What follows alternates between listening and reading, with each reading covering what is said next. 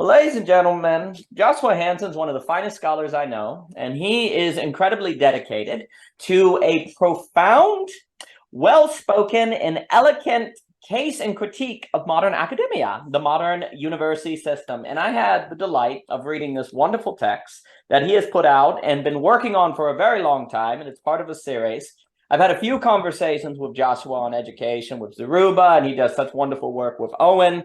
Paul Virilio, just a tremendous scholar, and the kind of scholar one would hope to find at the university system, and does not. And this book will tell you why, and some of the dimensions of what has occurred to make it so problematic. And it's just a delight to speak with him. And again, I highly suggest you pick up the book. It is very well written. It is very clear. It also provides numerous resources if you want to look into the arguments that Joshua gets into here. And also, too, I like the book so much because when you end it, it forces you to ask yourself a question. Are you going to continue to pretend like the modern education system is fine? Or are you going to actually admit that it is broken?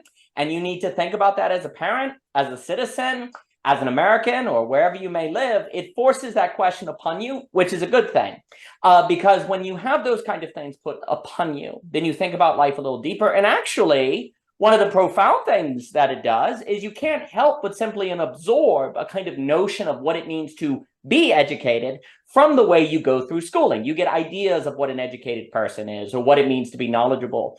But what Mr. Hansen makes so clear is that your associations of being educated tend to be in service of neoliberalism and very problematic. And so you actually, the book opens up a horizon of a new possibility of what it means to be educated, what it actually means to be a thinker, because it starts breaking apart this associational logic you've absorbed if you've gone through a university system or a public system that helps you say, well, maybe I had to go back and read books in a new way. Maybe I need to go explore some of those thinkers that they didn't teach in college, because maybe there's a reason they didn't teach them in college, because it was a threat to the edifice. So the book also, for me, opens a possibility of thinking anew what it means to be educated, or even to think what it means to think and to be knowledgeable about the world. And for that, I'm extremely appreciative. And Joshua, if I were to ask you, why did you write this book? What made you get into it?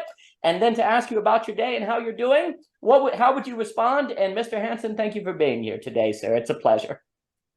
Hey, thank you very much for that intro. Again, I'm Joshua Hansen. I'm an independent scholar and author, and I've basically been reading in the area of philosophy and theory of higher education for like 10 years. Along those lines, I'm also interested in hypermodernity and technoculture sort of more broadly, with a particular emphasis on Paul Virilio. And so basically over that process, what I've been putting together is kind of a critical theory of academia. There's other discourses similar to this, such as critical university studies, but I'm trying to look at this from a much more primordial sort of level in evaluating the past, present, and future of higher education, as well as implications and so on and so forth. And so basically the idea is to put out a tetralogy or a 4-volume work on this. This would be the second in that. And sort of in this text, what I'm specifically asking for is, what is academic authority? What's its justification and so on? There's a slew of texts criticizing the university, engaging in, academia bashing and so on and so forth. And, I'm personally not above that by any means, but at the same time, I think it's a much more substantive sort of problem. And so basically my answer to somebody who's saying, stop, complaining about academia is I don't think they understand what the scope of the actual arguments are. But in any event, so here what I'm really asking for is, what are the elements of academic authority, which is something that, I've never really seen splayed out. Max Weber, he's analyzing sort of authority more broadly, charismatic, legal, rational, traditional, and so forth. Koyev is, he articulates a paradigm in regards to what is authority.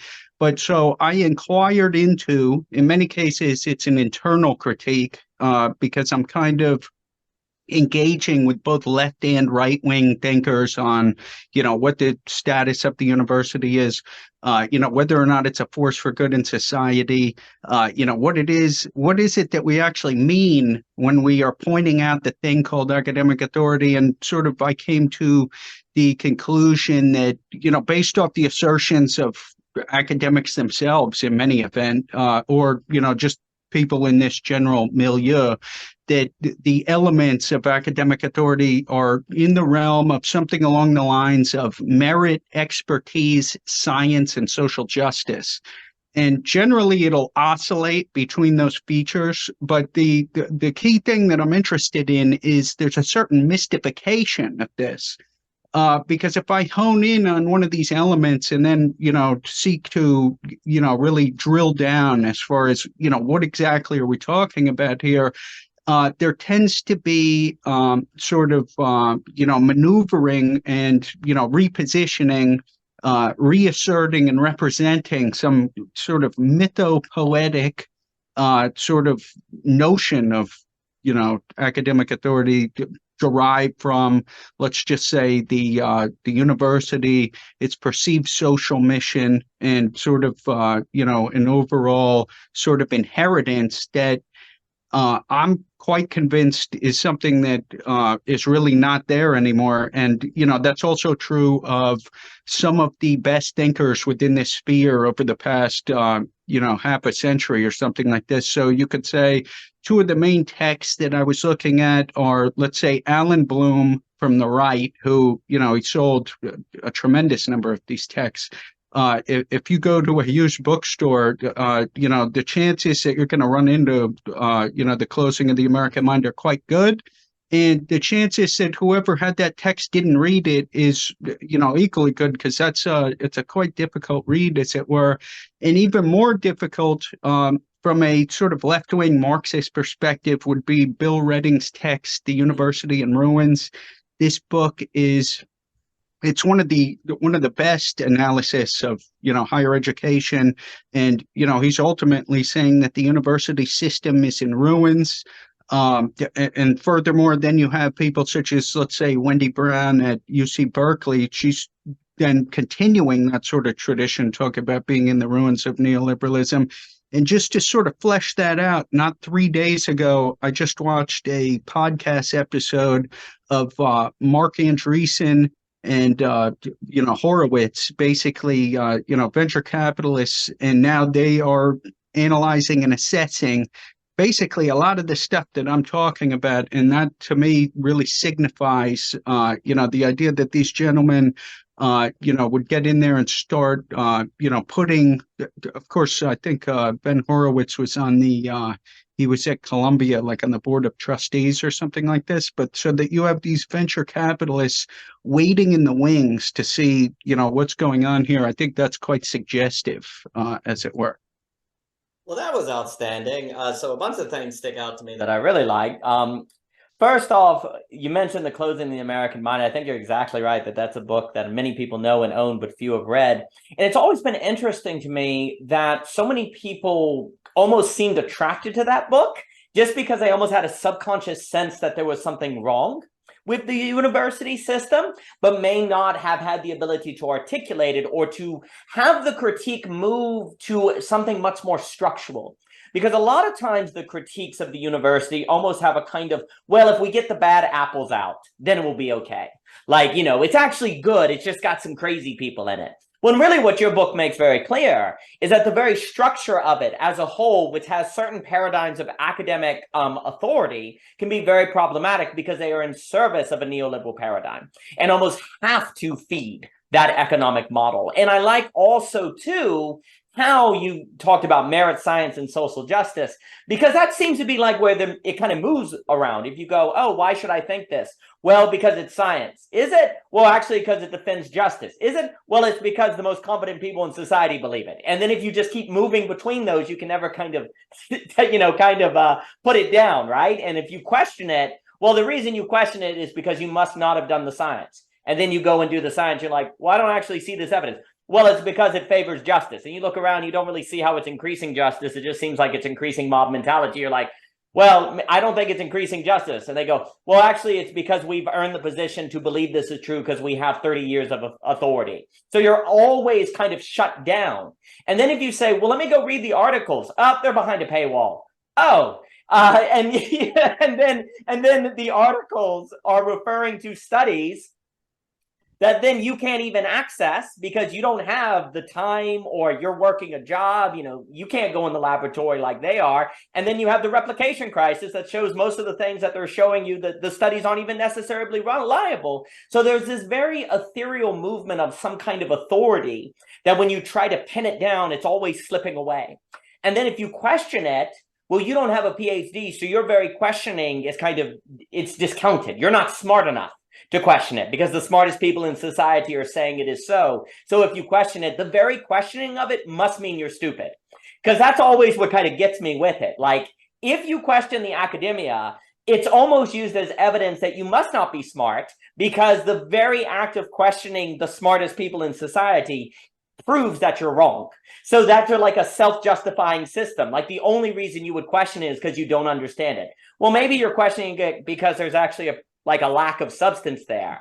Oh, well, you would know if you were part of the elite clergy class. You would know actually the deepest truth, but you're of course not allowed access. And that reason, though, that's so problematic then is because you end up then getting the sort of feeling that you have to get approval from this academic rationality, this academic authority, in order to justify your own life, which then means you have to absorb the paradigms and the assumptions of that academic rationality. So it all becomes this kind of self-fulfilling, self-justifying system that then ultimately leads to basically the inability to even think of an alternative. Like, you can't even consider alternatives outside the paradigm that's being put forth. And I really like how you describe this academic authority being part of a certain academic rationalism, which you describe it as positivism with postmodern features. I think that's quite powerful, because that right there has a kind of contradiction to it that can describe how you have this movement of something you can never pin down. Because when you try to say, well, this isn't really scientifically backed, well, then it moves over to postmodernism. And then if you try to pin that down and say, I don't know if it actually increases justice, then it moves over to merit-based authority, and then it moves back to science, and it goes on between those different threes. If I were to ask you what you mean by academic rationalism, or how you would sort of expand on that concept, and why you think understanding academic rationalism is important for understanding modern university today, how would you respond to that? Sure. And so you're exactly right in the idea that basically people bounce back and forth in between these premises, and it's very hard to pin them down on this. But when it's actually, that's what I seek to do in the book. And just to be clear, this is somewhat specialized. It's not necessarily for a general readership. Eventually, I would like to sort of flesh this out, much more, plainly, as it were. But really, when you look at the history, so let's say the various justifications for academia at the university since Plato, to the medieval university and sort of the emphasis on piety, to the German research ideal and the idea of moral self-cultivation and so on and so forth, to the multiversity, in the UC California system and so on and so forth. If you track all of them down, and you also track down what is currently being sold to the general public by university presidents and administrators, trustees, and so forth. And then you critically evaluate what is the status, of these various claims. It's something that simply fails to obtain. The most simple way, I was like, okay, let me drill into the actual metaphysics of academic rationalism, which, as you identified, I'm calling it positivism with postmodern features. Positivism in the sense that, to some extent, we're engaging with positive sciences and, which has become crucial to the overall funding structure of the university and so forth.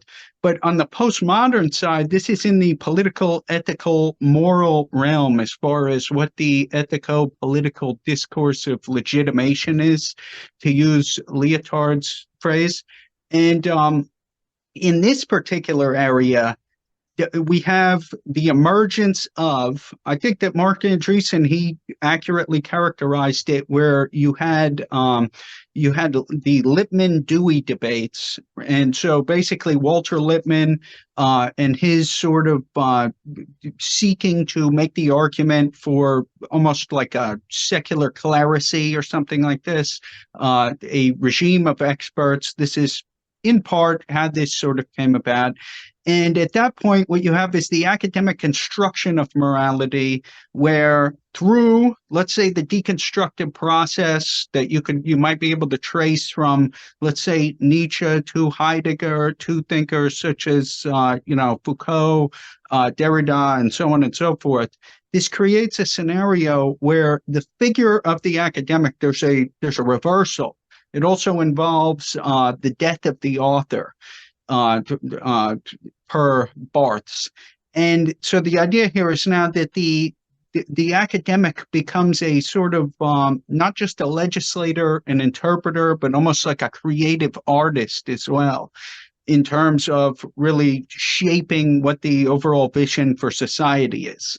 And so that's the postmodern aspect here. And then ultimately what it comes down to is, in terms of academic rationalism, if we really wanted to pinpoint what we're talking about here, it would be sort of the presentation and the sort of enchantment of academia as somewhere or a group of people or a location with access to unqualified propositional knowledge.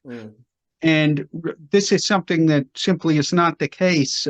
You do have like knowledge by, recollection or, acquaintance. So, for instance, if you want to know what Lacan said, this is somewhere that you could go. Technical skill, how to manufacture opioids or something along these lines. But as far as, access to unqualified propositional knowledge, this is simply not the case. And the way that we know this is from the overall slew of disasters that we see, in the country, in the contemporary world, so on and so forth. And in many points, the touch points involving academia. So we could say, the Manhattan Project, the development of nuclear arms, and then, within 20 something years, now the entire sort of university academic establishment is now, they've now flipped sides after basically bringing this teaching to general society. Now, all of a sudden, they're the biggest advocates against it and so on and so forth.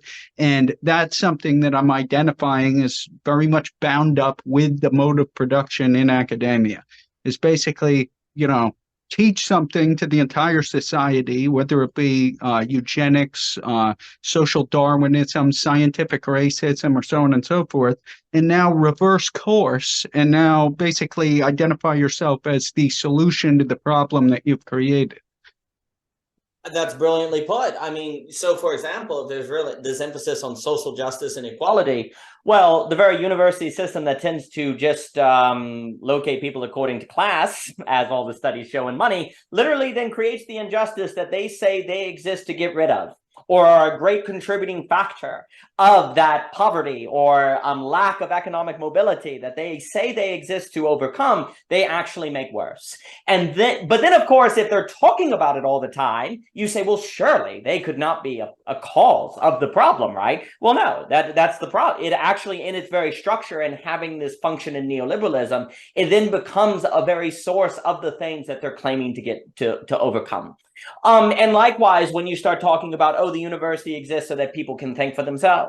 And one of the great problems today is that people don't think for themselves. Well, you're not allowed to think except within the paradigms of frickin' academic authority. So the very lack of people thinking for themselves is created by the universities that tell you that they exist so that people can learn to think for themselves. And there are all those kind of ironies that occur. Also, too, if you are only allowed to think according to one moral universe, if you will, one structure of ethics, say the technological essence of Heidegger, which is ultimately with Paul Virilio and all these people, what the university ultimately exists to facilitate or to incubate, well, then you actually can't think for yourself because you're always forced to basically think according to the background structure in metaphysics that are given to you by the university system that you are not allowed to think beyond. And I think that is the key to what you're saying about why it's kind of a positivism with a postmodern feature, because in the postmodern feature, what it does is invalidate any of the moralities of which could stand against the metaphysics that the university puts down.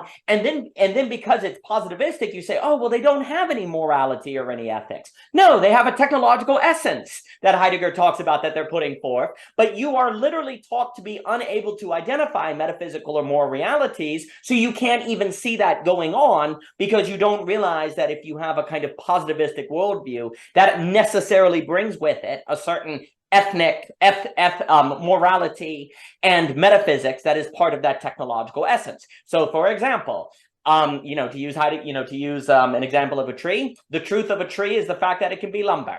That is the value of it. The value of a tree is that you can use it in service of energy, right? Well, hold on. Maybe there's a kind of metaphysical value to a tree not being turned to lumber. Oh, that's ridiculous. You can't even think that. And ultimately, something like utilitarianism becomes the dominant ethical system of the day. And you can't even think beyond that because the possibility of thinking according to a moral vision or aesthetic vision of which would make you see there being value in things beyond utility is negated by the deconstruction of the postmodernity. So then the metaphysics of the technological essence get free rein. There's no way to stand up against it. And it just makes me think to that point, it's like, I talk about game theory, and I really do regret the way that game theory is taught in universities, because it's taught in a way to suggest that it makes us more rational, when really it unveils that rationality is always contained within a framework of which defines rationality. And a Nash equilibria is when everyone does what's rational and you still get a suboptimal result. So likewise, if everyone assumes that the greatest value of a tree is turned into lumber, then the rational thing to do is to cut down every tree on planet Earth. And so people cut down every tree on planet Earth. And the postmodernism of the university system removes the possibility of standing against that suboptimal result or the cause and effect that is leading to every tree being cut down on planet Earth. And then they're like, well, there's nothing we can do about it. And you're like that angel of history that Walter Benjamin talks about, that's dragged by a wire, watching the piles of debris stack up, and it's unable to stop it. And ultimately, the university system, as you put it, with this kind of positivism mixed with postmodern features, that means it's in service of the technological essence that we cannot stop, ultimately means that it turns all citizens into these kind of angels of history that find ourselves marching toward where rationality according to technological essence is taking us, and we can't stop it because morality, that postmodernism can remove, or a crude version of it, literally functions to provide a non-rationality, something outside of the rational calculus leading to the Nash equilibrium that would allow you to avoid it. Say, if you say, well, actually God's taught that trees have a certain value, that beauty has a certain value, and that we should steward the environment.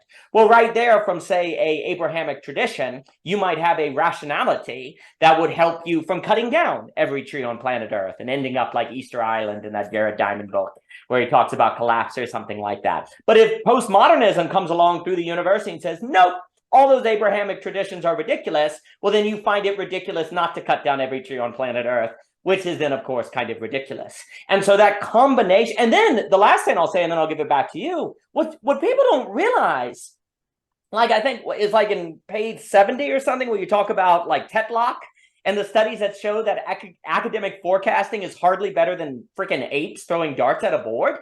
Like people don't realize how inefficient the academics tend to be. Like you go, well, surely they're really good at forecasting. No, you say, well, what about the scientists? A lot of them can't. A lot of those studies fail the replication. They cannot be replicated. So they're failing forecasting. They're failing replication. I would argue a lot of readings of the books are not very good. Like a lot of the readings just come from their paradigms, and a lot of academics don't really read so much beyond their specialty. So you have those things going on, all while they're incubating within people an inability to avoid Nash equilibria of cutting down all the tree that I described. But then people accept it because they don't even realize how bad academics are at forecasting, or how limited many scientific studies are in the number of them that could be replicated. So that's always a shocking thing as well, is just the kind of lack of, the lack of success that you see coming out of these universities. And you would hope, if it would cause these Nash equilibria, you would hope that the success would be high, but it's not. So it's especially silly to grant this authority because you don't even see the results. Yeah, and beyond, you have replication, you have peer review rigging and citation rings. Ultimately, so to really sum it up quite simply, just the idea of academic rationalism is sort of this idea that despite all the evidence, there is pure Wissenschaft somewhere located within the academy. And ultimately, I'm claiming that this is a belief. The idea that academics know what they're talking about, this is a belief. And, the actual justification, warrant, and so on for this, it's not looking very good. Of course, Tetlock backed off on that. He initially published an expert political judgment, the idea that basically these forecasting experts were only slightly better than chimps throwing darts at a board. And then as a consequence of that, he received this is my theory at least, is that he got such backlash from this because basically he committed a form of heresy, as it were, that basically he walked it back and then sought to reestablish himself within the overall Enlightenment project, which, as I'm describing in here, there's certain ways in which the Enlightenment project is basically diffusing itself. One area would be the idea that it's in the text by Nobel Prize winner called The Crime of Reason, whereas through intellectual property development in these laws and so forth, basically certain modes of thinking, which, was purportedly the cri de coeur of the Enlightenment, or something that, are now like closed off. It becomes, sort of a part of national security or something along these lines. So, in any event, so he walks it back and then tries to reestablish himself within that tradition in his next text on super forecasting. But I then contrast that against Nassim Nicholas Taleb, and I think those two gents, at one point they were friendly, and now they seem quite at odds with each other from what I can understand. But so Taleb's texts, Skin in the Game and, The Black Swan, he's somebody that I'm quite similar to him in my overall outlook on what the status of academia is. And I have to hand it to him in the sense that he's somebody who, funds his own research and so on and so forth. He's not dependent on their funding model. At the same time, I think I've referred to him in the past at various points as like the high priest of numerology or something along these lines.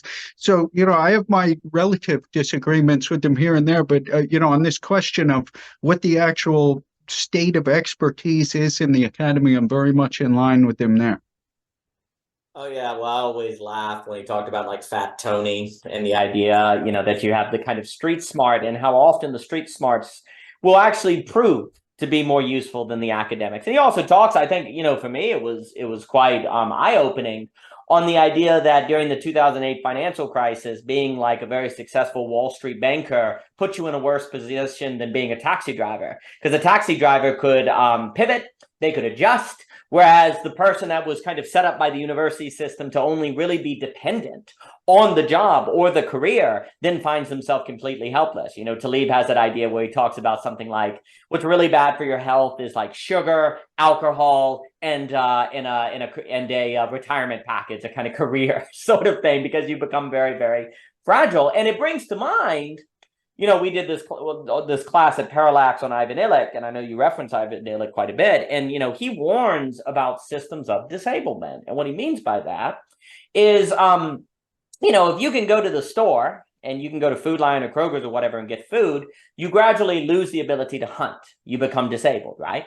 But you tend to not notice you're disabled because you're able to go to the store. So you don't even notice your disablement. In fact, you feel very able because you can drive to the store and you can access food. But actually, there's a secret disablement that has occurred there. Now, we tend to know that when it comes to hunting, to planting vegetables, but really Ivan Illich is suggesting that we've been disabled from the abilities to think, beyond the metaphysics or technological essence given by the university. We're unable to deal with unexpected black swan events in a manner that we can pivot and make things work. We tend to completely break down. And so there's this disablement that has occurred in modern society, not simply in terms of our ability to hunt, our ability to do things like, build a house with our bare hands, but we've also lost increasingly the ability, we've been disabled from not being dependent on, say, a career that we get because of the university system. And here's the problem. If the university gets you the degree that gets you the investment banking job, well, then you would never think to critique the high priest. You would never dare to critique the university system because, look, it made you have this great paying job and you have all of this status, and you would never question that. Never mind the fact you haven't even noticed that you've been disabled from being able to do anything else but what is provided by the system or to think that one job. You've also been disabled from the ability to critique the academic because you're not able to think outside the paradigm that they present as authoritative, so you assume it and you can't think to go, well, wait a minute, is it actually the case that everything true is positivistic, is something that you can actually confirm through science, or are there actually some truths that require outside of that technological or that framework that ultimately becomes technological? You become disabled from thinking that, which then, of course, leaves the university system perpetuating all of the different problems that it does, and it goes from there. But we become increasingly disabled. Like the other thing that to me is so, you mentioned Alan Bloom, he ends The Closing of the American Mind basically kind of suggesting that the loss of humanities leads to the loss of friendship. Like there is something about humanities, arts, philosophy that human beings require in order to relate to one another as friends, deeper than just associates, but on a deeper, moral, relational level. And so one of the things, too, that occurs with this is if the academic system is disabling us from engaging in the humanities or all these things like Mr. Bloom is saying, we then are actually disabled from friendship or relationship or community or common life. Which, of course, postmodernism may say, well, those can be sources of bigotry, so it's actually better if you don't have those things. But then, of course, if we're all isolated and atomized, you have meaning crisis, nihilism, bowling alone, lack of friendship, the French session, and then, of course, the people can't bind together to change their condition because they've all been kind of atomized. So I'll pass it back to you, but another thing I think about is how we are disabled by the system from actually having the skills to relate with other people in a deeper, more human way beyond just asking about our jobs and our 9 to 5 and all of those kind of small talk things, which then actually removes the possibility of communal relations that are needed so that you can actually stand for alternatives to the system, or you can stand for alternative ways of life than what is kind of absorbed from the macro framework that is given to you by the society as a whole. So it breaks down the possibility of human coalition, I think. Yeah, no, similar to the point that Illich makes, somebody like Virilio, he would just say, hey, when one thing is gained, something else is lost at the same time. And it's part of what he calls the propaganda progress to basically to lionize sort of the advances while at the same time concealing, many of the crises and catastrophes that are connected with, the acceleration of technical progress and so forth. And so, yeah, ultimately, I think that really the ruling ideology of the contemporary academy would be something that I call the hollow corporate ethos. And in many ways, it's a progressive neoliberal appropriation of the aesthetics of, let's say, expertise, social justice, and things along these lines. And that ultimately, when you really dig into it, the luster of capital, the allure of libidinal economy and the culture industry have transformed the university campus into a site of commercial science, corporate self-cultivation, as in multinational corporations, and digital inebriation, increasingly causing it to be basically irrational, anti-intellectual, and fundamentally anti-human. And as I'm going to be going on to, this text is strictly limited to, what is the status of academic authority and so forth. But moving forward in terms of what the future of the overall university system is, beside the intimation of, hey, these venture capitalists are now closely scrutinizing, what I guess, like the perceived market share, what the public sentiment is, what they're looking at Gallup polls about, as far as what the public perception of the university is, and it's quite bad.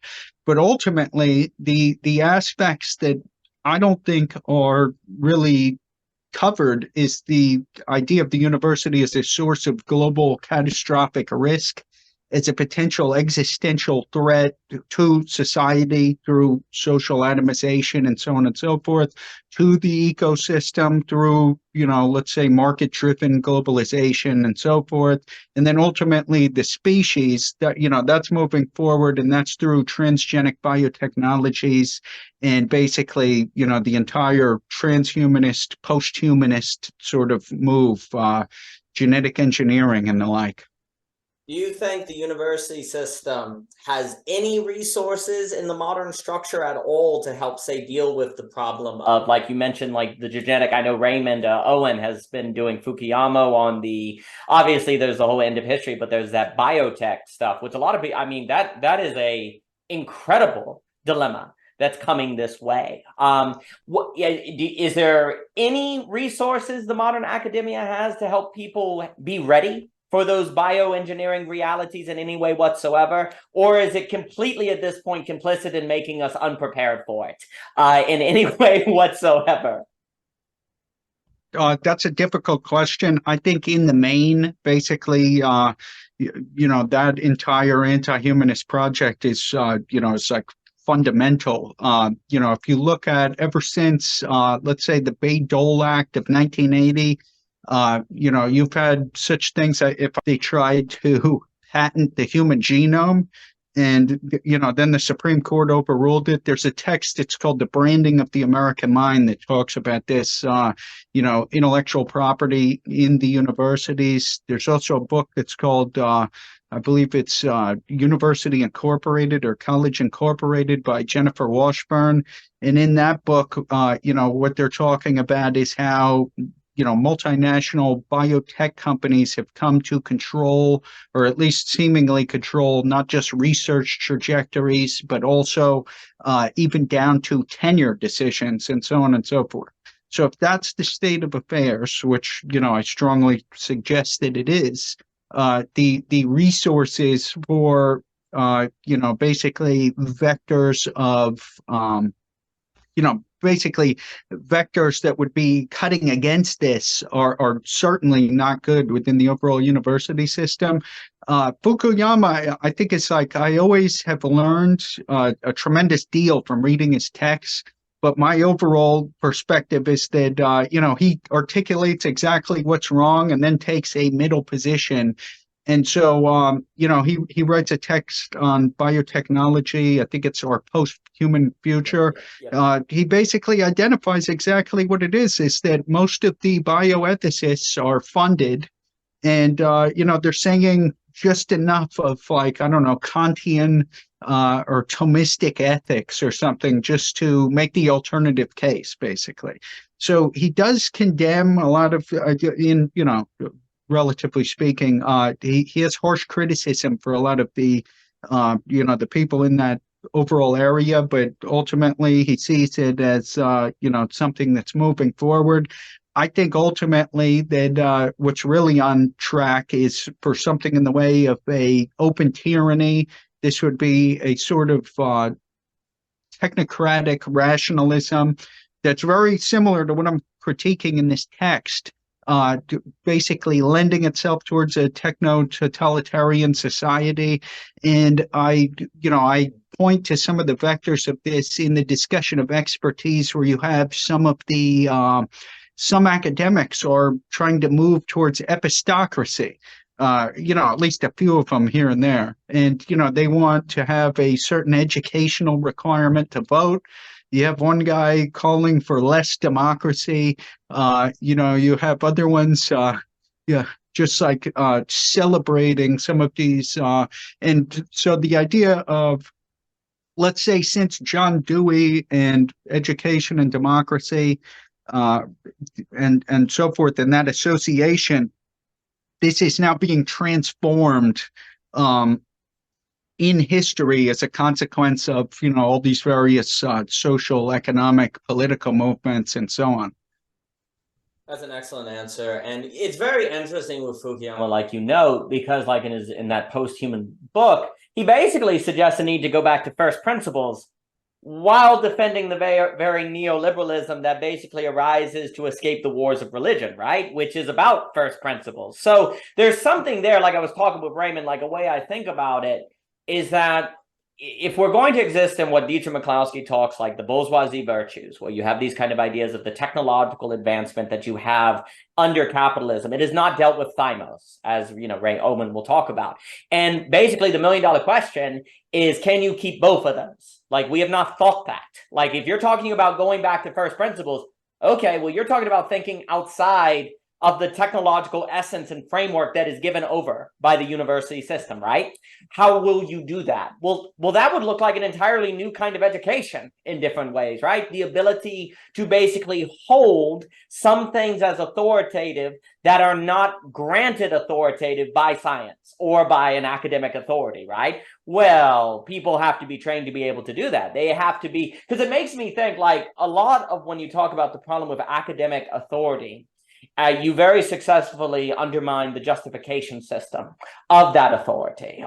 So which begs the question, what should be the basis of authority of a truth claim or a worldview? What should be the justification mechanism by which we come to decide something is true versus not, if it's not going to be from an academic authority? Well, I would be curious how you would respond to that. The first things that come to mind for me is we as human beings have to actually know what you need to make a full worldview, right?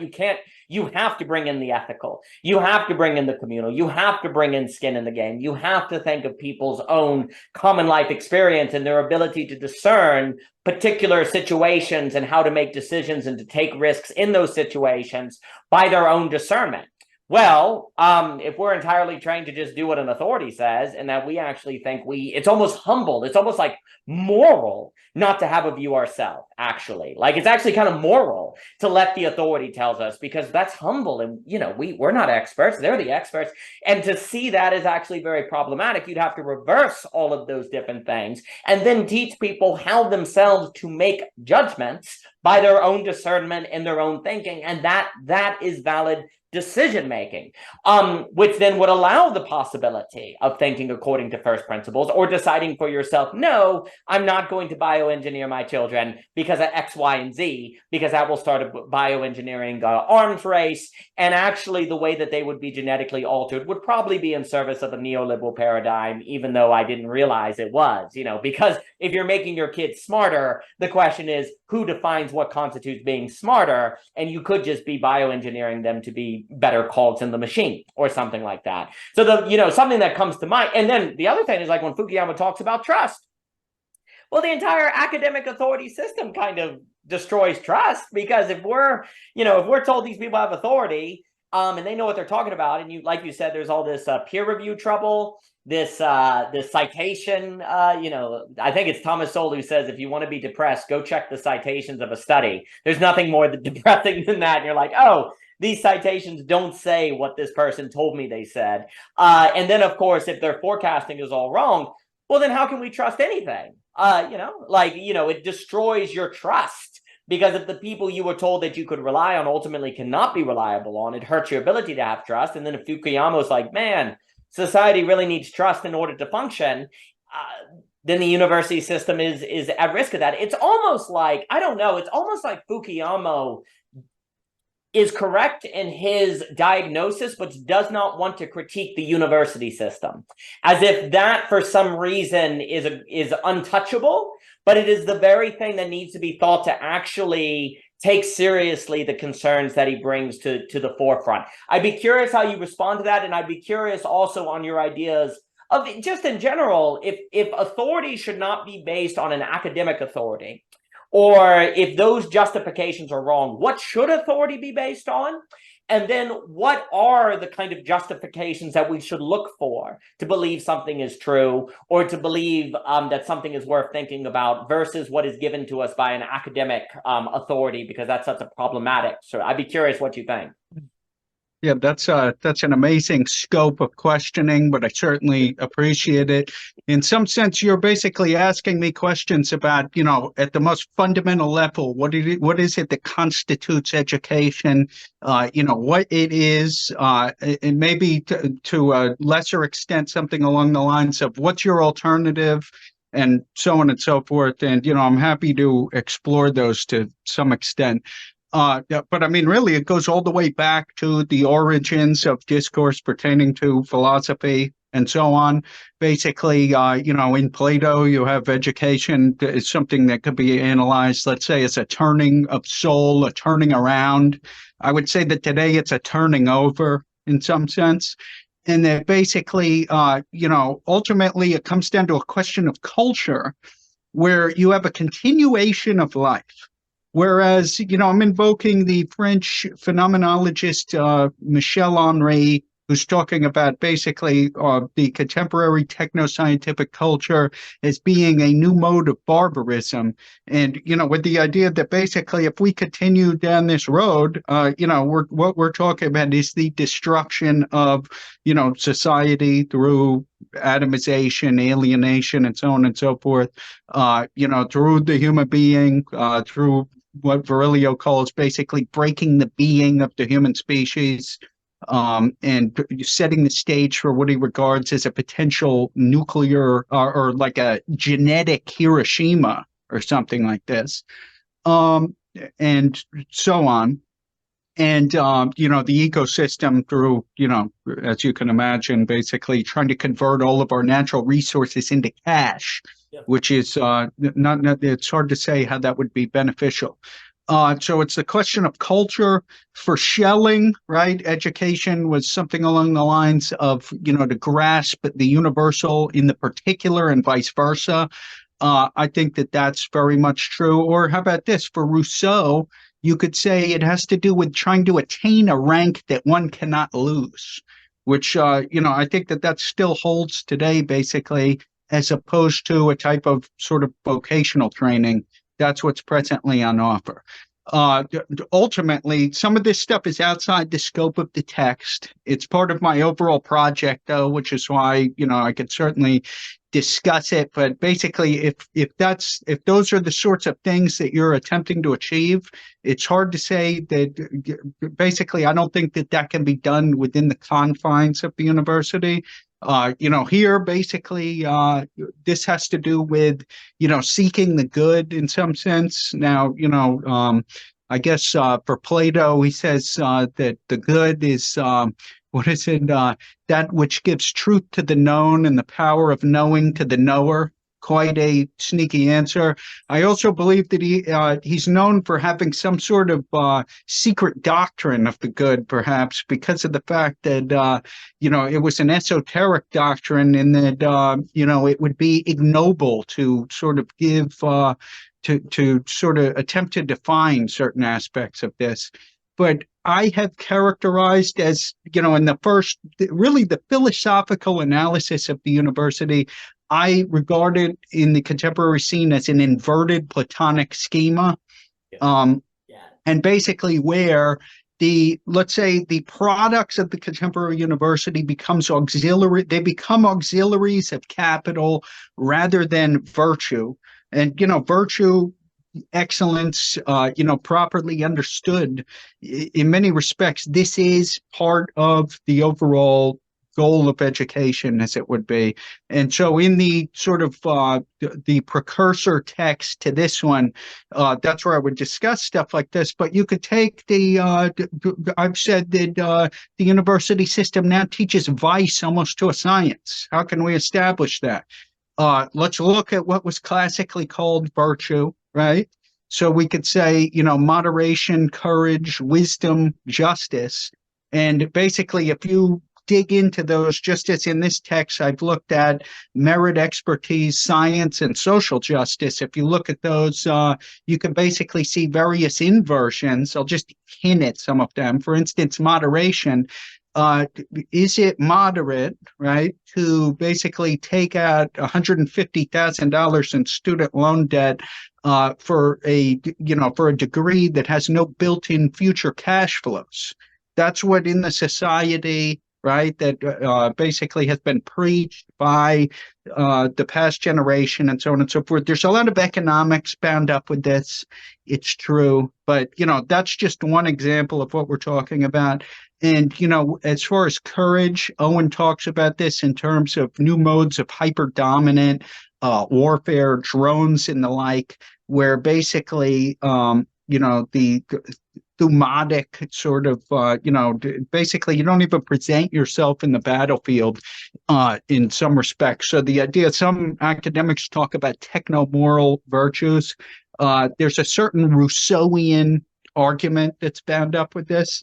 But, basically, to the extent, so if my program, and this is another aspect of this whole thing, the idea of, going negative, right?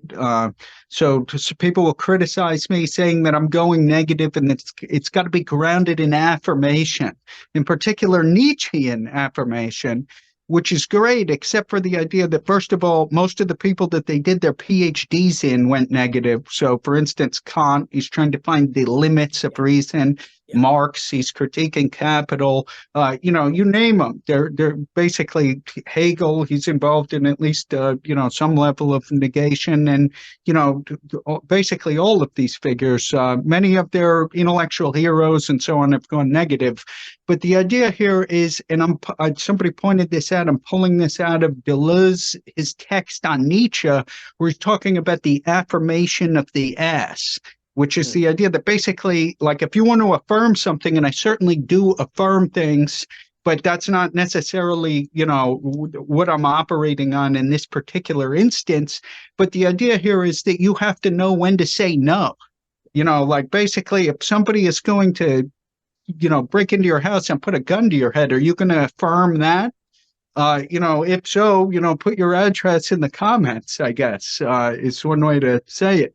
But so the idea here is you have to know when to say no. And basically, I'm saying no emphatically, as it were, with respect to this whole thing. And, basically, and this is only the very origins of my philosophical project, in the sense that I see this as it's a clearing. And also, I bring this up in the beginning of the text, is the idea that, okay, you have, the critical project of Kant trying to think the limit, basically questioning structures of authority and so on and so forth. This is what's taking place. That descends all the way down to, let's say, the critical theorists, Foucault and otherwise.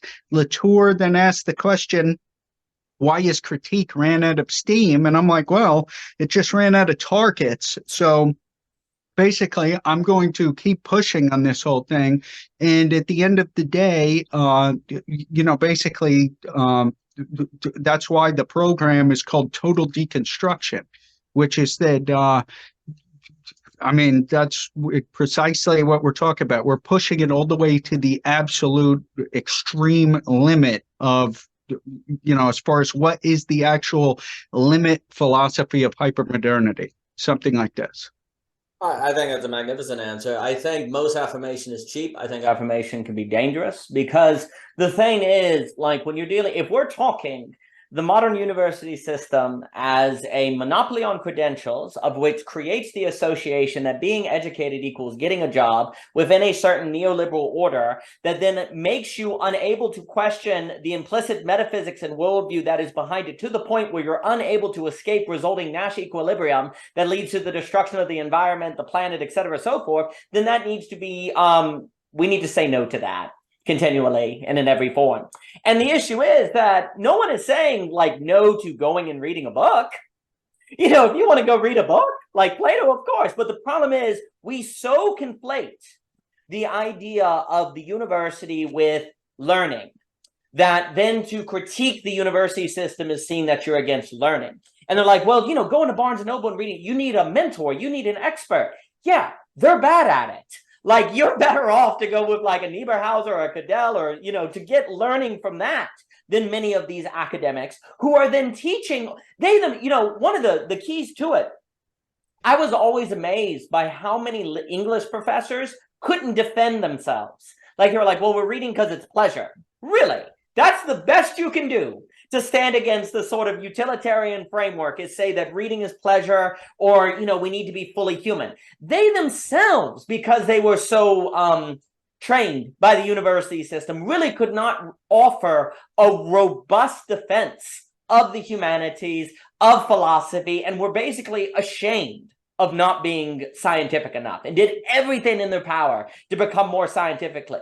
Do you really think then that those are good mentors? Those are the people you want guiding you through the books or different things? You would be better off to go into Barnes and Noble or to get onto some of these YouTube channels and learn, right?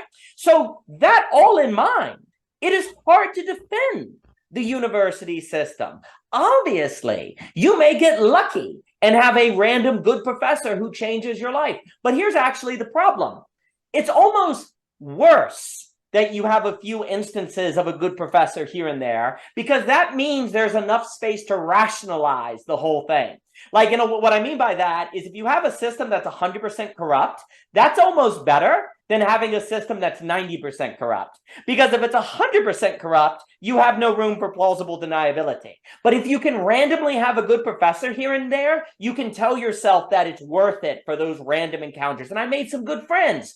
Okay, you can make some good friends by joining some of these different communities online. Maybe you could make some sort of case of it being a necessary evil before Zoom, before the internet, before travel, or all these different things. Maybe you could make that case, but notice you would have to do it in terms of relationships, of things outside the education, not really in terms of the things that it claims to be there for. Well, that's a really weak argument that we allow kind of to get away with it because we romanticize the positive experiences or the fun on the evening. And so again, it's almost worse that you have a college system where people 10% of the time, or can find 10% reason to justify it, because then that allows space of plausible deniability. So it is really important to kind of emphasize the no, because a lot of people's affirmation is based on that hunger for affirmation is based on that 10% space where they remember that one class they had, or those people that they met, or that fun like organization they were part of. So shouldn't you affirm that? Shouldn't you affirm that? But you see, here's the problem. That affirmation then delays the reform, or delays the creation of alternatives, or it delays the abolishment of the system that contributes to the social inequality, the academic authority paradigm that is so problematic, the leading us like the angel of progress that Cleo says to a transhumanist future that leads to our self-effacement and pathology that we cannot avoid because we can't even think outside of that paradigm because we've been led into it gradually. So the affirmation can allow a delay that then you end up like that mouse in the Kafka story, that by the time the mouse realizes it's in trouble, you're really too far down the hallway to turn around from the mousetrap, and then the cat eats you up. So it is very important to not have, what did Adorno, I think it's Adorno, it's Adorno who's like the tyranny of happiness. Like, if you're like forced to be happy all the time, then actually that's in favor of power, because the happiness, then you're not allowed to be sad or to critique, because then you're negative, and that makes you a bad person. So I think everything you said on that is really important. And look, I mean, you gave some excellent answers of what education is supposed to look like. I think education is supposed to look like the cultivation of courage.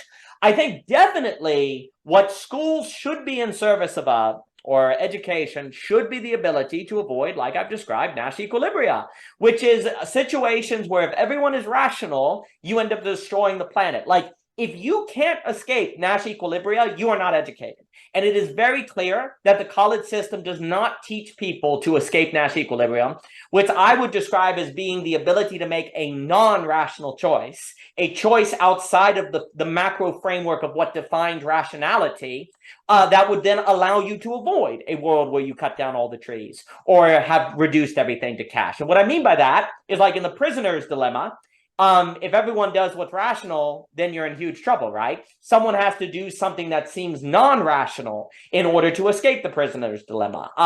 And basically, to be educated means you are able to think beyond what everyone is telling you is rational, what everyone assumes is the rational way to live your life.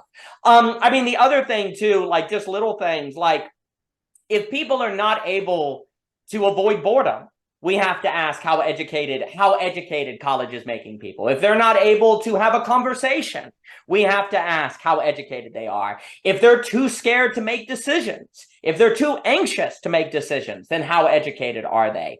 And can they think creatively? And the other thing too that has always kind of stuck out to me is, like, a lot of people say, oh, you went to college, you're really educated. A lot of people basically stop reading after they get out of college, because if the point of going to college is to get a job, once they get the job, well, there's no need to keep reading books. They may read a book here and there, they may read some articles, but like deep tarrying with a text, deep wrestling with ideas, a lot of people don't do that. And then you have these people saying that you should only vote if you're educated, by which they mean graduated from college. Well, those people aren't even that educated because they're not lifelong learners. So literally then it is a kind of tyrannical class of people that have received certain credentials or christening by a college system that is not even necessarily generating people who are lifelong learners. They instead are getting the credentials and moving from there. So I think on this idea of like, what would the affirmative education look like? It would look like people who have courage. It would look like people who are able to not be stuck ending up in a world where they cut down all the trees or reduce everything to cash. They'd be able to avoid Nash equilibria. They would be able to have conversations in a room without looking at their cell phone every 5 seconds because they don't know what to say. They would be able to make choices outside of the pressures of the society or other people that make them feel like they have to do X, Y, and Z, or else they're wasting their life. It would result in people not being bound by like status anxiety. These are all the things that education should enable us to do, because when you mentioned Plato, and then I'll give it back to you, like Plato is like, hey, you shouldn't be getting educated to impress people like the sophists or whatever, right? Like, well, what's that mean? Education has something to do with avoiding status anxiety, the ability to not live your life seeking status and approval of other people. Seems to me that college makes people obsessed with status, makes them obsessed with climbing the corporate ladder. Well, right there suggests that then whatever college is doing is not education, because it is making people bound by peer pressure, making them bound by social pressures. Well, like the ability to think according to first principles that don't make you end up in the genetic engineering apocalypse would require the ability to stand against status anxiety, the ability to stand against peer pressure, the ability to have values beyond productivity or being the best worker or getting the best career or different things. Well, it's quite clear that college is not teaching courage to face those anxieties, but are actually making people more vulnerable to them. So those are some thoughts that come to mind on what it would look like to actually be educated, which again, doesn't seem that mysterious in the sense of we all know people who are anxious about their status, who are unable to hold a conversation, who are unable to have courage, and who are unable to make choices outside of what everyone else thinks they need to do. Those would all kind of be signs of a lack of education in one's inability to do those things. And then authority kind of almost seems to come from the ability to do those things, to have courage, to avoid doing what everyone thinks you should do, to stand against status anxiety. The very acts of a person against those things seem to suggest a kind of authority. But then people, they'd be like, oh, but what if they make a mistake? Well, the fear of error is the fear of truth, as we learned from Hegel, right? And it's funny because, like, afraid of mistake, we've created this kind of academic authority paradigm that is almost guaranteed mistake. What you fear is what kind of comes unto you in different ways. I certainly think that basically we're setting the stage for global tragedy of the commons. And that, as far as, seeking out the knowledge versus the credential and the associated sheepskin effect, there's massive problems there. Even if the best you can do is some of these French thinkers like Jean-Luc Marion say that all that can be achieved is something like negative certainty. In spite, if that is the case, in the backdrop, what you see is like in the discussion between Andreessen and Horowitz, what I noticed is that they kept, or at least Ben Horowitz, he kept referencing all the good that the university has done and stuff like this. So the idea here is, from my critical stance that I'm taking, it's not as crucial for me at this juncture, at this stage of the argument, to make the positive case, because of the fact that basically they are making all of the assertions. Let's say the university systems, the administrators, the trustees, the university websites, like look at the development of Princeton's informal model or motto, sorry. I forget precisely what it is at this point, but it's undergone a number of evolutions to the point where now they basically are saying that they are trying to benefit all humanity. So that's a testable claim. So I'm like, I'd like to see precisely how that is and, actually argue the case.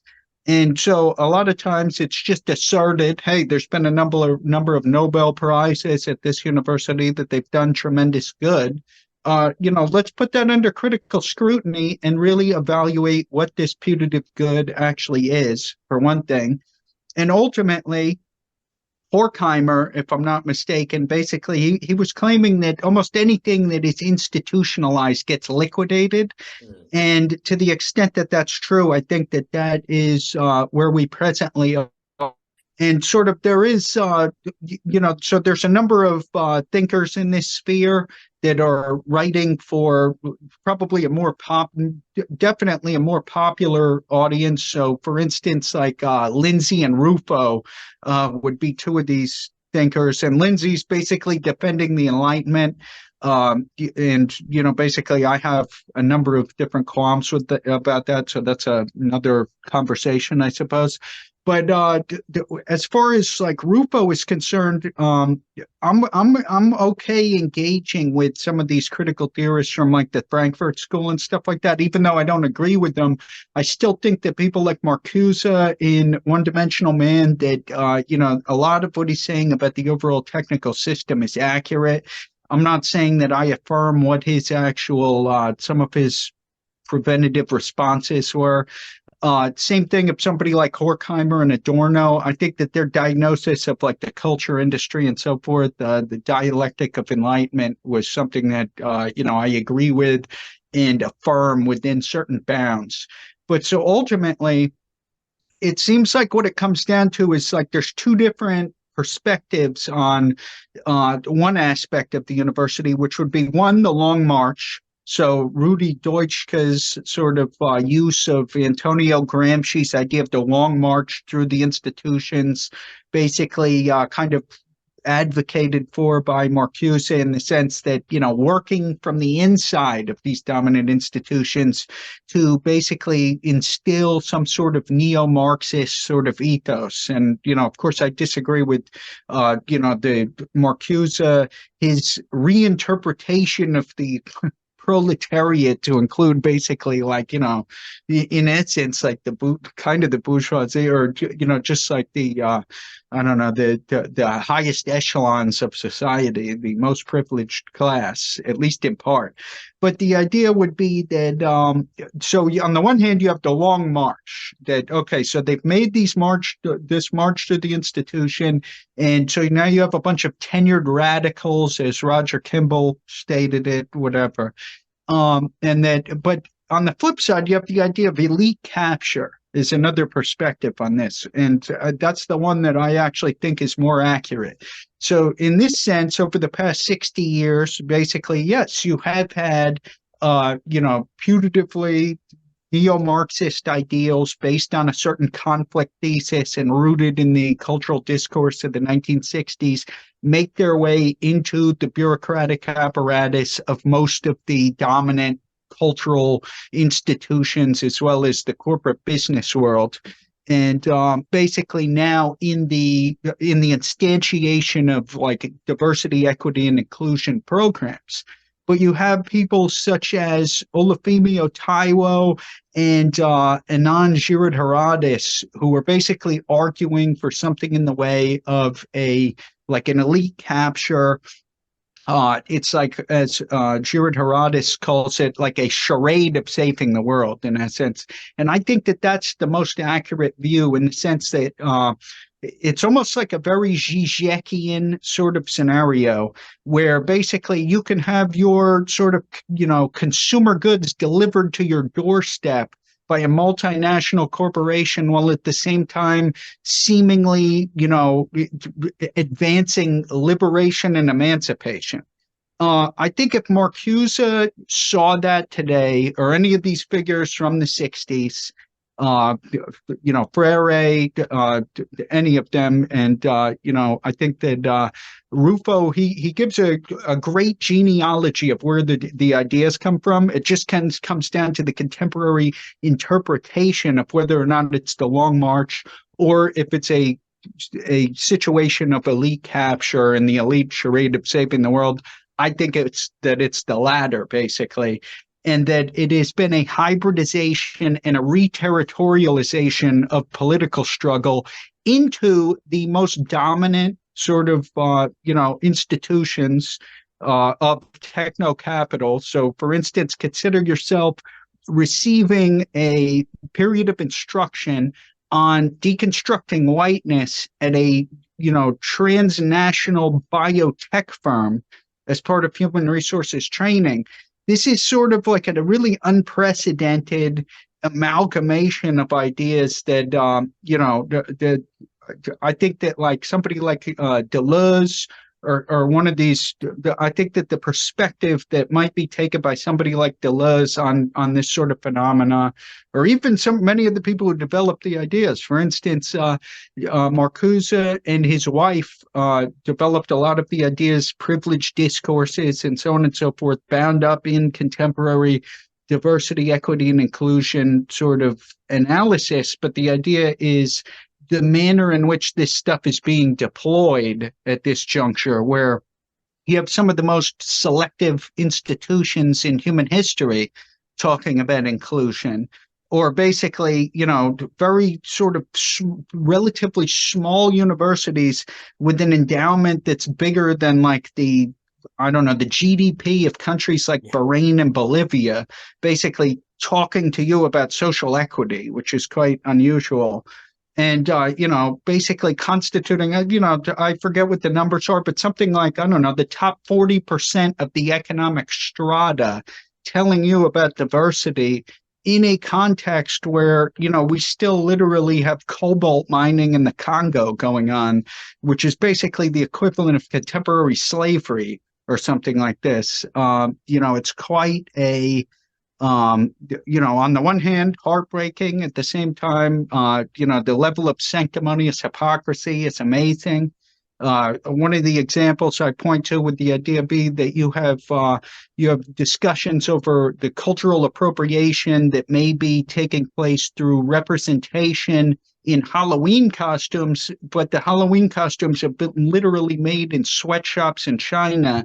That's sort of the idea is that this stuff is operating at such a distance that the sort of domination and exploitation that the Frankfurt School guys, New School for Social Research, and so on and so forth, the stuff that they're talking about has just been intensified to sort of, thermonuclear proportions. I think that's outstanding. I mean, well, there's a few things. There can perhaps have been an assumption of the power of including diversity in the university system to undermine the underlying logic of the university. So you say, oh, well, if we can include a diversity of voices within the university, each one of them brings with it a metaphysics and a morality, and that in a way will kind of scramble the technologic, the techno-capital logic that's underneath it, or the logic of capital, as Marx talks about, like in chapter 1. And so including the diversity will undermine it. And what we've actually seen is the ability of capital, if we use that language, to adapt two different diversity discourses or two different cultures, to lead to what, like James Hunter or Berger will say, is that today, when colleges talk about diversity, they really are speaking of something like multiculturalism that is very shallow. It's not actually treating diversity as deep. It's like difference is clothing, food, holidays, and all of them are terrified by this. Like, no, this is not diversity. Diversity is like literally different ways of seeing the world at the deepest ontological route. Well, that's where the postmodernity comes in, as you're talking about with academic rationalism, to discredit different ways of seeing the world other than techno-capitalism. But since it includes diverse literature, diverse clothing, diverse gender identities and different things, it looks like it's an umbrella that is not ciphering everyone to a single way of viewing the world. So you don't actually notice that underneath it is the one-dimensional man logic that's going on, a single notion of progress, because you're blinded by the appearance of diversity.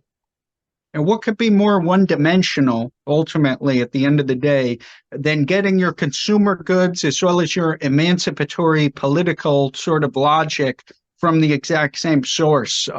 This is absurd.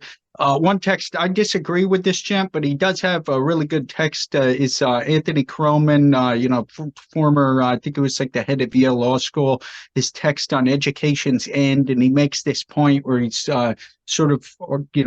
highlighting the difference between, like a robust diversity and just a superficial diversity, where basically we're all progressive neoliberals, on the one hand, but, in the meantime, so there's basically no robust diversity as far as, the idea of how are we going to live our lives or something like this, diversity of perspective. And also something I've identified in here would be the marketing revolution of customization is something that has overlaps with the deconstructive logic of postmodernity. So you have the opening up new libidinal vectors for marketing logic, something like that.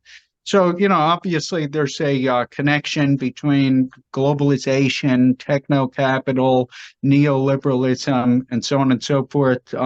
Basically, I refer to it as the hollow corporate ethos, where it is this is where basically it is a type of applied nihilism, and basically where there is a vacant ontological sort of center that is therefore filled by the figure of the academic, basically through, self-assertion, ideology, propaganda, and so forth. Oh, well, I think, one of the things is like on this kind of assertion of authority, like when you are told that you only have a right to stand against the authority if you have the authority, then you're kind of set up to be forced to accept it. And to think beyond it is to then think beyond the educated, and that means you're uneducated. So how dare you?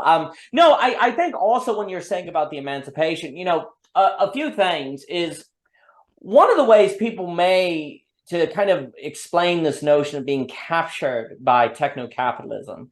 The moment you have the thought in your mind, when you see a copy of Plato's Republic, and the thought enters your mind of, well, I'm not a philosopher, so I don't need to read that. That thought right there is evidence that you've been captured or inframed by techno-capitalism, where you go, I only should do that if I will be paid at a job to do that. The moment that kind of thought enters your head, that is actually evidence that you are framed by techno-capitalism.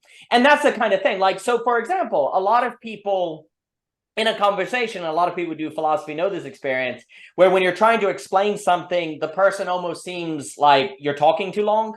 They're waiting for you to hurry up and speak. Well, that shows a lack of capacity to hold ideas to respond to. Well, that right there is a kind of pragmatic sort of get to the point. We don't need to entertain these ideas. We just need to exchange the information, right? We need to exchange the capital, exchange what's relative. So there are all these ways that people think about the world that are actually evidence that they've been inframed by the techno-capitalism without even knowing it, right? Like the very like struggle of people to know what to say to one another or to know how to go out and meet people. All of these are sort of the ways when we talk about like disablement or the effects of being captured by capital, these are all evidence of that having to occur. And then you're speaking about emancipation. No, the great irony is being like people defined emancipation today as getting out of poverty. You've been emancipated if you can get status, if you can get a good paying job. That equals being emancipated. Well, the problem is that means emancipation means following through the logic of capital, following through the techno-capitalism and absorbing that paradigm. Which it just reminds me of what Ivan Illich warned about progress, or development around the world. Like, in the same way that a lot of people, like Marcuse is talking about the problem with progress and this kind of one-dimensionality on the notion of progress, where Ivan Illich is like, we now define nations as developed to the degree that they are dependent on an expert class or a technological class, right? That means you're developed. Well, and so, he talks about the movement from a subsistence culture to an expert culture. Like you'd have these societies where people could build their own houses, they could get water for themselves, they could hunt themselves. Well, they're undeveloped. If you have an expert class or kind of food lion, now you're developed, right? And so this nation has been saved. Now, again, that doesn't mean food lion is bad, but the point that Ivan Illich is getting at is that we have to realize that we've defined development of third world nations into first world nations in terms of disablement. You are developed to the degree that you are disabled. Well, likewise, we're literally defining, if we're not careful, emancipation by to the degree you're disabled by the system, or your entire mode of thinking about reality is oriented by the system, or to the degree that you actually know you shouldn't read books by Plato or Rousseau unless you're a philosopher. Like, oh, man, you've been emancipated, because you've been disabled from thinking of these things as having a value unless they can get you paid, unless they can get you weighed, which of course is a great irony. So in the same way that Ivan Illich understood that we now define progress in terms of increased reliance on an expert class, so emancipation of minorities or oppressed groups is in terms of their basically their disablement in the same way.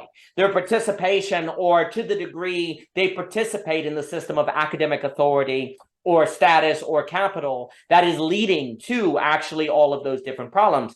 When actually emancipation in a deeper sense would be the ability to not be forced to think that you should only read a book if you're going to take a test for it. You should only read a book if you're going to get paid for it. Like if you're not free to choose your mode of being, of seeing things as having worth, even if you're not getting paid for it, then you're not really emancipated, actually. You're not really freed because you are framed by the very paradigms given to you by the system. But then I'll give it back to you. Like, for example, if you grew up a Christian, like, because there's a kind of this idea of the university removing the moral system, the very fact that that Jesus taught you that the least will be first, and it's it's easier for a camel to get through the eye of the needle than a rich man to get to heaven. Just having heard of that makes you have a question mark on the entire sort of hamster wheel of modern life, or going to college to get a well-paying job. That at least offers the possibility of thinking outside of those assumptions. But the more and more there's no culture, the more and more there are no religions or alternative sources of moral options, or there is no thought of progress as not just being access to a expert class, the more and more it becomes impossible to think of alternatives to how you could live your life or what you could pursue with your time. And that's increasingly what you see. And that means there is no emancipation. Whatever emancipation we're talking about cannot be actual emancipation. It must just be moving around chairs on the Titanic or something like that. So to me, that's one of the great devious tricks, and I'll give it back to you, is literally we're defining emancipation by something that just further embeds us in a capture of technological essence that we can't think beyond. And that then is defined as practical, or making the most of your potential, or being educated. And then, of course, if you're not able to think outside of that, then you can't even realize that you're captured by that, because you can't even think of the outside that would make you realize it. somebody that that I think is very knowledgeable and while at the same time disagreeing with on a number of different levels is Wendy Brown, who wrote this book, In the Ruins of Neoliberalism, and also she's talking about undoing the demos. The thing is that, Wendy Brown, the way that she's defining neoliberalism, she's not talking about, like Hayek or the ordo liberals or something. She's using the definition grounded in like the cultural logic of economization, which is, I think that's very similar to what you were referencing there. And then basically, in some sense, you could say that academic authority, the university system, and their overall ethos is very close to an onto-theology or a political theology in the contemporary scene, where it's been elevated almost to the level of like a super parent. And, this is why there's a number of different sociologists who are engaged in this idea of they're trying to evaluate like infantilization or something like this. And so the idea would be that that these institutions are basically so significant that they become perceived as where all blessings flow or something like this. And then so as a result of that, there is tremendous you can gain tremendously by like really presenting yourself as being vulnerable, almost as you would towards a parent or something like that, in order to gain resources, et cetera, something along these lines. But ultimately, at the end of the day, because of the overall outlook, you have an intensification of basically the reduction to bare life and everything associated with that, to where basically, now the only imperatives or sort of virtues that are really perceived to be on author have to do with comfortable self-preservation, prestige in fashionable circles, and the pleasures of wealth, and so on and so forth.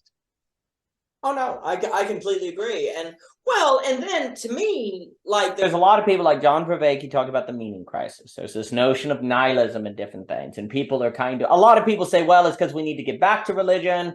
We need ecologies of practices. And I don't necessarily disagree with all of that. But if you continue to have a system that defines being educated in a manner that makes you incapable of thinking beyond the logic of capital or the reduction of human life to pragmatism, like that is not going to go away. You're just going to continue to have this kind of bad nihilism and meaning crisis. Like the university system is central to this because it removes the ability to think in a manner that would actually see significance in things beyond bare necessity or capital or jobs or status or so on and so forth. Like the we've talked about before, we have to think about school not just merely in terms of content, but in medium. Like Neil Postman talks about, the medium is the message, applies it to education. What are the values that are implied by the very structure of school, regardless of the content? It can talk about the problems of capitalism all day long. It can talk about global warming and all these things all day long. But if the medium itself trains people to associate being educated with a manner that makes them incapable of thinking beyond the logic of capital or markets or all of these different things, then that is the ultimate education. That is what people are actually being taught. It doesn't matter what the content is. The structure creates values of which then makes them actually incapable of emancipation from that logic, or incapable of emancipation from all of the sorting mechanisms or priestly class or the basic theology that is implied by the system. They cannot think beyond that. And so that has to be moved beyond if we're going to be talking about meaning crisis or, all of the meta crisis or all these different things. Like the medium of school itself, not merely the content, has to be considered. Because like you said, they can talk about Marxism or emancipation or helping minorities all day long, but the structure itself continues to contribute to the problem. So the content is going to be completely it's not going to make that much of a difference. And I love this line on the idea where you say, the fact is today university simply lacks any identifiable purpose consistent with the notion of higher education, and furthermore increasingly represents an epochal threat to society, the ecosystem, and the species on page 141 of your book, because that's exactly right. And people are like, well, then we just need to change the content that it teaches. Well, not if it continues to have this functure that's reifying academic authority, that continues to suggest that academics, that it's okay that journals and articles are paywalled, that it's okay that people only believe they are free to the degree they participate in a university system. So long as that continues to be what the structure teaches, it won't matter what's taught in anything like that. And it will just continue to contribute to all of these problems. And I did actually chuckle when you said the university should be wiped off the slate in the name of effective altruism on page 145. I really enjoyed that very, very much. But Mr. Hansen, if I were to ask you, what are some other of sort of the key notions that you hope people would get out of your book? What are some of the other ideas, just kind of as an open question? How would you reply to that, Mr. Hansen? Basically, I'm claiming that academic authority, as it is presented in the media and popular culture, is something that is basically, you can press the overall deconstructive project to the point where it totally unravels.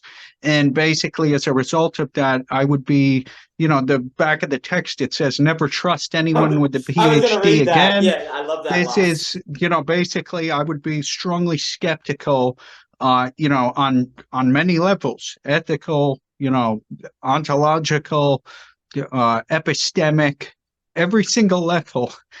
I think that these sorts of authority claims should be put under critical scrutiny. Obviously, I'm going to continue the project into discussing the future of higher education. I do mention it in this text. I think it was a significant moment when NYU's Scott Galloway started talking about the coming disruption of higher education. And I believe that was about either a year and a half or 2 years ago where he was talking about this. 3 days ago, where you have these major venture capitalists talking about now they are evaluating these credentials, and what they're looking at is the potential of unbundling this stuff as far as, from what I can tell, some sort of the potential commercial viability of a capital intervention of some sort. I think Galloway was correct, where what he was envisioning is that you would see partnerships between major corporations and some of the most prestigious universities, where what they're doing is tapping the brand equity. And I think that what he cited was ideas like, let's say, NYU Apple or Stanford. Those are Galloway's ideas. And I'm trying to remember what he called them. It might have been cyborg universities. But in any event, certainly with, let's say, the development of LLMs and, everything that's going on in that domain, as well as Neuralink and otherwise, you could say that it seems like there's a good prospect in the future. You're going to basically have the emergence of neural-laced cyborg professors. And so now, what the status of the actual bricks and mortar university is going to come under great scrutiny. And really what that future looks like, I'm going to explore that in the next text. But basically, I would call it now that, based on, if you connect all that, the VCs, Galloway's article, and, all these various technical developments and so forth, brain computer interface and so forth, that this stuff is really going to, there's going to be a lot of movement in this particular sphere, which is why I have stated in the past that, philosophy of education is something that otherwise, might seem like it could turn to dust at any minute, at any moment. But I think that this is actually a sphere that could be genuinely explosive, into the future, as it were. Well, I completely agree. Well, we're going to have to think that if increasingly it is made apparent that academic rationalism is false, like you talked about, and you have that wonderful line where you say, the claim is that if academic rationalism is false, then academia can be rejected as a source of normativity. Well, if that becomes undeniable, I think you've also done a very good job of identifying that there seems to be kind of a contradiction in holding sort of post-modernity together with with the like the phrase you have on page 39 is further, the university is now the legitimating discourse for techno-capital, despite post-modernism's overall incredulity, a contradiction simply held together through little more than deference to academic opinion. So there's kind of a contradiction at the heart of it. And I think the more and more that, well, this is what I'll ask you, because I'd be curious how you would respond. The more, I wonder if AI and the technology is going to make that more undeniable, or if it's going to get better at hiding it. If it becomes more undeniable, then this question of the philosophy of education, as you were talking about, becomes, that discourse becomes necessary. Like, what does it even mean to be educated? What even is the point of school? Or is technology going to be used to hide this kind of contradiction that seems to be lurking? So let me phrase the question this way. Do you think AI, the artificial intelligence, is going to make it more obvious, the argument you're making clearer, that your book is correct? Or is it going to provide more tools to hide the problems that you're identifying in your book? What are your thoughts on that? Because I'd be curious. I think it's just going to be an intensification. And so really it comes down to all these fundamental questions of philosophy. Let's say, the question of reason, the question of linguistic construal, and things along these lines. And so basically, to the extent that, with the LLMs at the very beginning, I actually asked it to perform some tasks where I was like, I want a name for like a counter-enlightenment website. And it refused to perform those tasks. I was going to make a video about this, but I have the conversation saved. It refused to, under the grounds that basically it was asserting itself as an Enlightenment project, and it was telling me about all the benefits of the Enlightenment. Of course, Horkheimer and Adorno would give you a different perspective. Or, somebody like Paul Virilio would say that, we're not in the Enlightenment anymore. We're in the era of light speed. And as a result of that, somebody like Steven Pinker could be seen as a reactionary because he wants to go back to the Enlightenment. But in any event, so I think that ultimately it would just come down to the idea that it'll be a battle of algorithms, and that you could conceivably develop something. I asked the LLM this. I said, I want to invent something that's called, let's say, techno-romantic artificial intelligence, which will be if AI, whatever, if it exists. But the idea is that my LLM would have a slight bias towards counter-enlightenment discourses as opposed to enlightenment discourses. What do you think would be the overall effectiveness of this? And it actually concurred that there's specific domains where my model could be, more effective than an enlightenment-based, overall model. Of course, you'll get hybridization down the road, but so ultimately, I think that's really, it's going to be something along those lines. But at the same time, the most predominant, I'm sure that the propaganda of progress, the cult of speed, the overall sort of, the institutional apparatus and so forth will favor LLMs that promote their own vision, interests, and so forth. Well, I think right there is a wonderful example of how true emancipation requires thinking things that you're told are silly to think. Like the LLM is basically like, why are you even looking up counter-enlightenment stuff? I'm an enlightened being, suggesting that and then gradually that teaches you, or most people it would teach, yeah, the LLM is right. I shouldn't be thinking about the counter-enlightenment. Bam! Now you're no longer. By the way, the next day, I was so incensed by this that I came back and I asked it why, what the process was by which it denied, it refused to perform this operation. It then reversed itself. Because it must have been, and then I was asking as to, what was the process by which this updating took place, and it gave me some sort of boilerplate, but it seemed like it updated it with something that might be perceived as more of a liberal view. So then it would perform the operation, but what I'm supposing is I'm probably one of the only and first people because this happened like 6 months ago, who is going to see that particular method take shape right there? Well, but to that point, that's very interesting because you are able to think counter-enlightenment thoughts. You were able to put inputs to the language model that then it could update relative to those thoughts beyond what previously it could think.